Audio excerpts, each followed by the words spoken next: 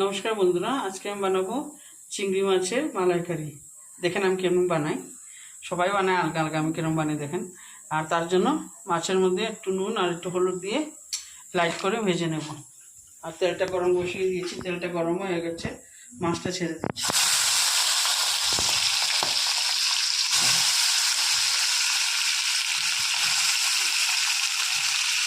মাছটা একটু ভেজে ভেজে তুলে নিয়েছি। আর ওই তেলের মধ্যেই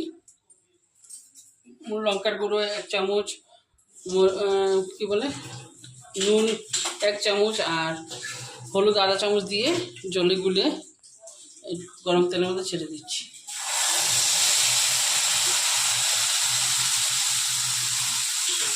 ভালো কষিয়ে নেব। আর এদিকে পেস্ট করে রেখেছি কাজু 8টা, 2টা টমেটো মিডিয়াম সাইজের, আর পেঁয়াজ 1টা, আর হাফ ইঞ্চি আদা একসঙ্গে পেস্ট করে রেখেছি এটা দেওয়ার জন্য। আগে মশলাটা কষিয়ে নিই, তারপর দেখাচ্ছি।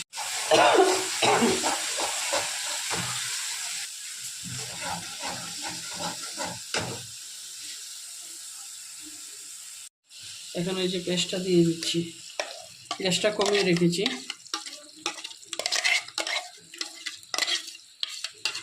ধুয়ে একটু জল দিয়ে দিচ্ছি, গরম জল। আর এখন সাধারণত কষাবো হবে।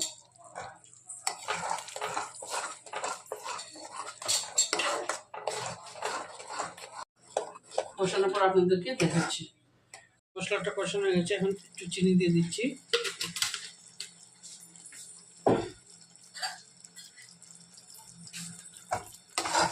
চিনিটা মিশিয়ে নেব, তারপরে একটু দুধ দিয়ে দিচ্ছি।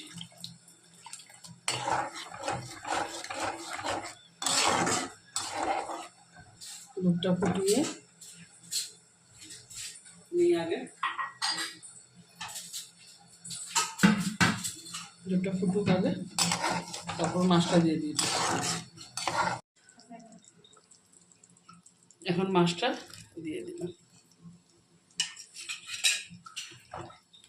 কম আগুনে, ভালো মতো ফুটিয়ে নেব। আর আগে আমি বলতে ভুলে গেছি যে নারকেলের কুড়াটাও দিয়েছিলাম মিক্সচারের মধ্যে, যে টমেটো পেঁয়াজের আদার মিক্সচারের মধ্যে নারকেল কুড়িয়ে দিয়েছিলাম। আপনি তারা চাইলে দিতে পারবেন, শুকনো নারকেল যে বাজারে কিনতে পাওয়া যায় এগুলোই দিতে পারবেন, ফ্রেশ নারকেল না থাকলে। আর এটা এখন আস্তে আস্তে হোক, তারপর দেখাচ্ছি।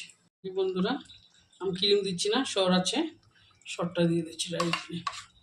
ফেটিয়ে দিতে পারে, আর এমনিও দিলে গলেই যায়, না ফেটালেও কিছু হয় না। তারপর একটু গরম মশলা দিয়ে দেবো, দিয়ে নামিয়ে দেবো।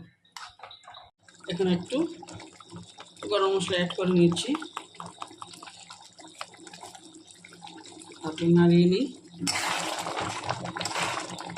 আর দেখুন আমার মালাই চিংড়িটা রেডি হয়ে গেছে। আর এখন গ্যাসটা অফ করে দিচ্ছি। এই দেখুন বন্ধুরা, আমার মালাই চিংড়িটা রেডি হয়ে গেছে। ভালো যদি লাগে অবশ্যই একবার ট্রাই করবেন, লাইক করবেন, শেয়ার করবেন, সাবস্ক্রাইব করবেন, কমেন্ট করবেন। Thank you.